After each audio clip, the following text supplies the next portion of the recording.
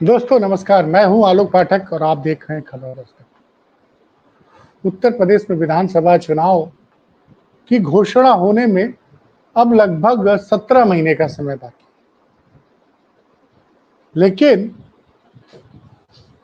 लग रहा है जैसे चुनाव कुछ ही दिनों बाद होने वाला है। ओम प्रकाश राजभर को हमेशा लाइमलाइट बहुत अच्छी लगती है। वो ऐसे विवादित बयान देते रहते हैं जो मीडिया में हेडलाइन बनती है। इधर बीच से हेडलाइंस जो आ रही थी वो संजय निषाद के बयानों से बन रही थी, जयंत चौधरी के बयानों से बन रही थी। राजभर जी थोड़े शांत थे, लेकिन पिछले कुछ दिनों से ओम प्रकाश राजभर, उनके दोनों सब लोग ऐसे ऐसे बयान दे रहे हैं कि फिर वो मीडिया में छा गए। अभी कल की खबर थी कि उनको किसी ने फेसबुक पोस्ट पे जान से मारने की धमकी दी, और उसके बाद उनके बेटे अरुण राजभर ने वीडियो बयान जारी किया और वीडियो बयान में अमित शाह से मांग कर दी कि ओम प्रकाश राजभर जी को जेड कैटेगरी की सुरक्षा दी जाए, क्योंकि जेड कैटेगरी, वाई कैटेगरी जो सुरक्षा मिलती है वो गृह मंत्रालय के रिकमेंडेशन में मिलती है। तो मैं इसका जिक्र इसलिए कर रहा हूं कि कल जिस लड़के पर आरोप लगा था कमलेश सिंह के ऊपर कि जो बलिया करणी सेना का प्रदेश का अध्यक्ष है, जिसके जिसके पेज के द्वारा अरुण राजभर ने कहा कि जान से मारने की धमकी दी गई और उसके खिलाफ एफआईआर भी हो गई। उसने एक चैनल से बातचीत में कहा था कि ये सब फर्जी चीजें हैं, मैंने कुछ भी नहीं पोस्ट किया है और ये सब सिर्फ वाई कैटेगरी की सुरक्षा पाने के लिए ये माहौल बनाया जा रहा है। अब भाई साहब ये तो कल की बात थी। अब आज ओम प्रकाश राजभर जो उत्तर प्रदेश सरकार में मंत्री हैं, वो पहुंचते हैं मेरठ, और मेरठ गए और उन्होंने हमला करना शुरू कर दिया। क्या बयान दिए, एक से बढ़कर एक बयान दिए। पहला बयान कि अखिलेश यादव विभिन्न विभिन्न जातियों में दुश्मनी पैदा करवा रहे हैं। इटावा में उन्होंने कहा कि यादव और ब्राह्मणों में विवाद पैदा कर दिया, ठाकुरों और दलितों में विवाद पैदा कर दिया उन्होंने, और बनारस का तो राजभर और ठाकुर का विवाद है ही। पहले तो उन्हें आरोप लगाया। दूसरा बोला कि अखिलेश यादव ब्राह्मण विरोधी हैं, आरोप लगाया। तो जब वो अपने घर का आजमगढ़ में गृह प्रवेश कर रहे थे तो उन्होंने यादव पंडित क्यों नहीं बुलाए, वो ब्राह्मण पंडित को क्यों बुलाया? पहला तंज तो ये कसा। दूसरा, वो मुरादाबाद के पूर्व सांसद सपा के एसटी हसन के बयान पे आक्रामक हो गए। अब बोले पंडित का काम है पूजा पाठ कराना, यहां तक तो ठीक था। उसके बाद बोल गया कि यादव जी लोगों का काम है भैंस दूना, गाय दूना है। अब सोचिए, फिर विवादित बयान दे दिया कि यादव जी लोगों का काम है भैंस दूना, दूध दूना, गाय दूना। भैया मैं ऐसे बहुत से हर बिरादरी को लोगों को जानता हूं। एक रिटायर्ड डिप्टी एसपी, माफ कीजिएगा, एक डिप्टी एसपी हुआ करते थे शैलेंद्र कुमार सिंह। उन्होंने मुख्तार अंसारी के एक आदमी को AK-47 के साथ पकड़ा था। उसके बाद कुछ विवाद, उन्होंने इस्तीफा दे दिया पीपीएस की नौकरी से। बाद में वो कांग्रेस में शामिल हो गया। अब आजकल वो यहाँ पे गौशाला चलाते हैं, नंदी गाय पाले हुए और बहुत बढ़िया गायों का दूध भी सप्लाई करते हैं। तो ये जो राजभर जी का कहना है कि यादव लोग का काम है दूध दूना, भैंस दूना, तो आजकल तो हर बिरादरी हर काम कर रही है। फिर ये विवादित बयान उन्हें दे दिया ओम प्रकाश राजभर ने। और सुनिए, ये कह रहे हैं कि आजम खान को समाजवादी पार्टी ने फंसाया है।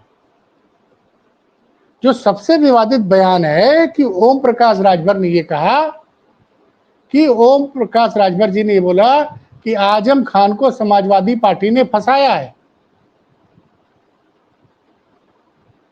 अब इस चीज को अब समझिए, लगातार जो है ओम प्रकाश राजभर सीधे चैलेंज कर रहे हैं अखिलेश यादव को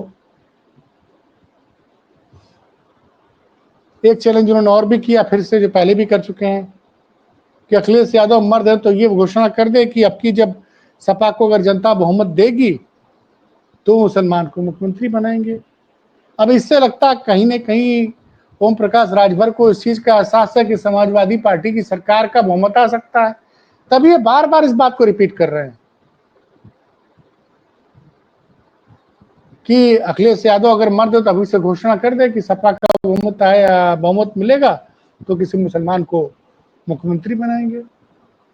वो एक नई लाइन आजकल वो बोलना शुरू किए हैं कि हमेशा जो है साइकिल के कैरियर पे जो है वो मुसलमान बैठता है, कभी साइकिल की सीट भी तो दे अखिलेश यादव।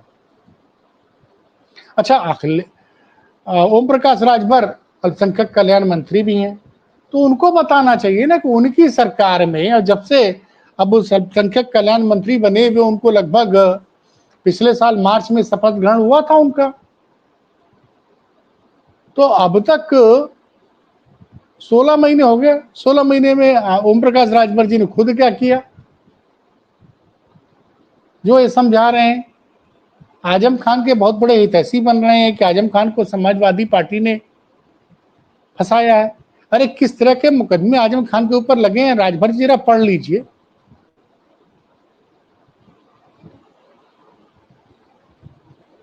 आप जनता को बेवकूफ समझ रहे हैं क्या आज के जमाने में?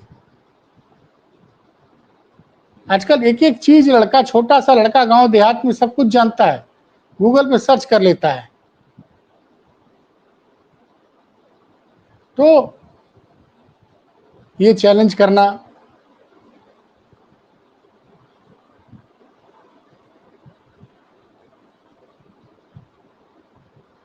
और बार बार ये याद दिलाना कि मुसलमानों ने 20% वोट देकर, मतलब अपना पूरा वोट देकर 4 बार समाजवादी पार्टी की सरकार बनाई और चारों बार जो है मुख्यमंत्री यादव ही बना।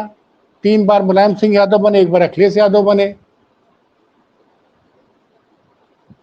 लेकिन अब उन्होंने तंज भी कसा कि सपा सरकार बनाती है तो मुसलमानों के वोट से बनाती है, कि मुसलमान एक तरफा वोट देता है और सपा को जो भी वोट मिलता है उसमें 60% वोट मुसलमानों की वजह से मिलता है।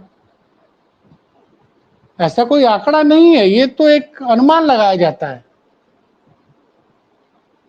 आजम को लेकर कह रहे हैं, तंज कस रहे हैं कि आजम खान से मिलने अखिलेश यादव जेल नहीं जाएंगे, लेकिन रमाकांत यादव से मिलने अखिलेश यादव जरूर जाएंगे।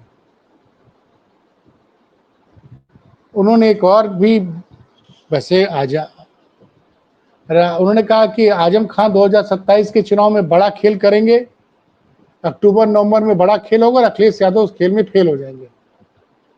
फिर जो मैंने कहा कि वो जो आरोप लगा रहे हैं कि वो पीडीए की बात करते हैं, सपा ने इटावा में, देखिए सपा ने इटावा में ब्राह्मण और यादवों के बीच में नफरत फैलाई, इसमें सपा कहां से आ गई? राजभर जी, आपसे तो कोई सवाल नहीं पूछेगा। भाई यादव कथावाचक गए थे, ब्राह्मण परिवार से उनका विवाद हुआ, उन लोगों ने मारा पीटा, वीडियो बनाया, उसकी छुट्टियां काट दी, इसमें समाजवादी पार्टी कहां से आ गई? आप कह रहे हैं कि ब्राह्मण और यादव की इसमें नफरत फैलाया, इटावा में कई जगह राजपूत बनाम दलित की लड़ाई की। उसके बाद कह रहे आजमगढ़ में नए घर का उद्घाटन किया तो पंडित जी को क्यों बुलाया पूजा करने के लिए, यादव जी को क्यों नहीं बुलाया? हर जाति के लोगों को अलग अलग काम होता है, पंडितों को पूजा पाठ करने का काम मिला। अब देखिए कह रहे हैं कि पंडितों को पूजा पाठ करने का काम मिला है। मैं खुद ही पंडित हूं, मुझे नहीं पता कैसे पूजा कराते हैं, मैं तो पत्रकारिता कर रहा हूं। और भारत का संविधान हर आदमी को हर काम करने की आजादी देता है। अब बात करेंगे कि राजभर जी बात करेंगे कि अम्बेडकर जी के बहुत बड़े शिष्य हैं। यादवों को भैंस गाय दूहने का काम मिला है, प्रजापति को मिट्टी का बर्तन बनाने का काम मिला है। तो ये जो राजभर जी बार बार कह रहे हैं दूसरी तरफ राजभर जी जवाब नहीं दे रहे हैं। चौबेपुर के छितनापुर गांव में आज फिर विवाद हो गया था। क्षत्रिय महासभा के लोग वहां जा रहे थे, पुलिस ने वहां रोका। ये सब क्यों शुरू हुआ? पहले अनिल राजभर जी जाते हैं, जो भारतीय जनता पार्टी के मंत्री होते हैं। फिर सपा का प्रतिनिधिमंडल गया, वहां के स्थानीय सांसद जो है वो सपा के हैं, वो मिलने चले गए। उसके बाद अरविंद राजभर जी लखनऊ से जाते हैं, रैली निकलती है। रैली में क्या क्या हुआ आप सबको पता है। उस रैली में करनी सेना के खिलाफ कुछ लोगों ने अपशब्द बोले, तो उनके बेटे अरुण राजभर ने कहा हमारे चैनल पे कि ये जो गाली देने वाले लोग हैं सपा समर्थक लोग हैं, हमारी इनका हमसे लेना देना नहीं है। उसके बाद करनी सेना के प्रदेश अध्यक्ष ने तमाम चैनलों को इंटरव्यू दिया, अरविंद राजभर को बोला कि देखने की धमकी दी। अब आज क्षत्रिय महासभा थी, मतलब छितनापुर गांव में पोस्टर लग गया है भाई साहब कि बाहरी लोग कृपया गांव ना आए। वहां के लोग थक गए हैं। अब एक छोटा सा विवाद, एक गाय को चरने को लेकर जो विवाद हुआ, उसको लेके 5 जुलाई से जो बवाल चल रहा है अभी तक चल रहा है। दोनों पक्षों पे एफआईआर हो गई, वहां का थानेदार सस्पेंड होता है, 4 आईपीएस को बना के एसआईटी बनाई गई, आज तक एसआईटी की रिपोर्ट नहीं आई।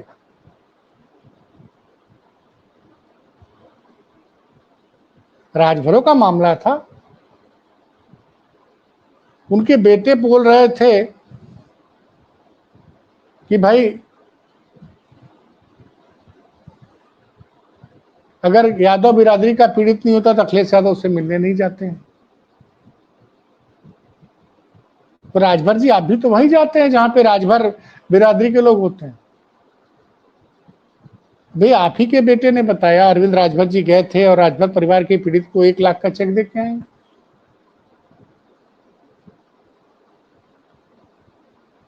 और सत्ता में आप है,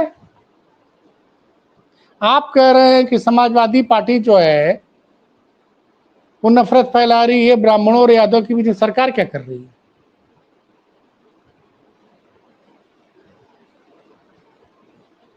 राजपूत बनाम दलित की जो विवाद है उसका समाजवादी पार्टी से क्या लेना देना है? फिर रामजी लाल सुमन ने जो बयान दिया था उस बयान के उन्होंने बोल दिया, वो राज्यसभा में दिया गया बयान था। उसके बाद 15-20 दिन तक क्या हुआ आगरा में? यादव सेना ने सोशल मीडिया पे लिखा कि हम इतनी तारीख को इटावा आएंगे। 2-3 दिन से फेसबुक पे इंस्टाग्राम पे हो रहा था, पुलिस ने उनको रोका क्यों नहीं? यादव सेना के गगन यादव किसके साथ उनकी फोटो आई है? तो गगन यादव को और यादव सेना के लोगों को इटावा किसने पहुंचने दिया? ये जिम्मेदारी किसकी थी?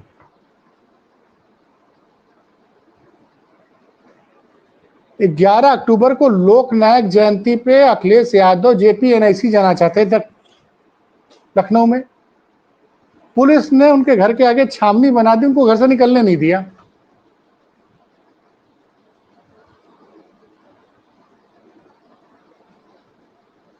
अखिलेश यादव सीतापुर जाना चाहेंगे तो जेल में उनको मिलने नहीं दिया जाएगा।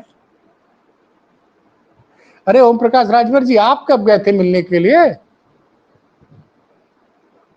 आपको आजम खान से इतनी चिंता है तो जरा पता कराइए किस तरह के अपराध दर्ज कराए गए हैं आजम खान के ऊपर।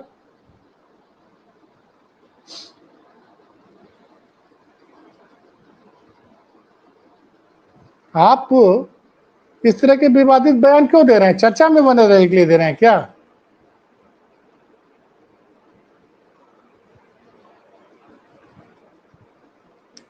तो ये कानून व्यवस्था पे बात कीजिए राजभर जी। कानून व्यवस्था की फेलियर हो, चाहे वो इटावा का मामला हो, चाहे वो आगरा का मामला हो, चाहे वो बनारस के शिवपुर के छितनापुर का मामला हो, ये सारे कानून व्यवस्था के मामले हैं। या प्रयागराज में जो चंद्रशेखर रावण सांसद नगीना की प्रयागराज यात्रा के दौरान जो विवाद हुआ, प्रशासन ने उनको जाने नहीं दिया, पीड़ितों से मिलने के लिए उनको सर्किट हाउस में रोके रखा। समर्थक उग्र हो गए। तो कानून व्यवस्था आपकी सरकार संभाल नहीं पा रही। दोषी आप देंगे समाजवादी पार्टी को, और हमेशा आप अम्बेडकरवादी कहेंगे कि हम बहुत बड़े अम्बेडकरवादी हैं। संविधान में कहीं लिखा किसको क्या करना चाहिए, किसको नहीं करना चाहिए। लेकिन सवाल ये उठता है कि ये गोदी मीडिया तो आपसे सवाल पूछेगी नहीं, और आपको चर्चा में बने रहने का बहुत हक, और आपका कोई ठिकाना नहीं। आप खुद ही कह रहे हैं कि 2027 में अखिलेश यादव मर्द की औलाद है, मर्द की औलाद है तो मर्द है तो वादा कर दें कि सरकार बनेगी तो मुसलमान को मुख्यमंत्री बनाएंगे। इसका मतलब आप मान रहे हैं कि 2027 में अखिलेश यादव की सरकार बनने जा रही है। खबर दस्तक आप लोग देखते रहिए। खबरों का एक अलग एंगल से विश्लेषण करने की हम कोशिश करते हैं, इसमें क्या सही है क्या गलत है। और जो सवाल गोदी मीडिया सत्ताधारी नेताओं से नहीं पूछती, वो पूछने का मेरा प्रयास रहता है। आप सबका प्यार और आशीर्वाद हमारी ताकत है। अगर हमारे वीडियो अच्छे लगते हैं तो इसको आप शेयर कीजिए, सब्सक्राइब कीजिए, ताकि हमारा हौसला बढ़ा रहे। और हमसे कोई कमी होती है तो उसको कमेंट बॉक्स में आके कमेंट करिए। हमारे साथी राज कपूर उसको पूरा पढ़ते हैं। बहुत बहुत धन्यवाद।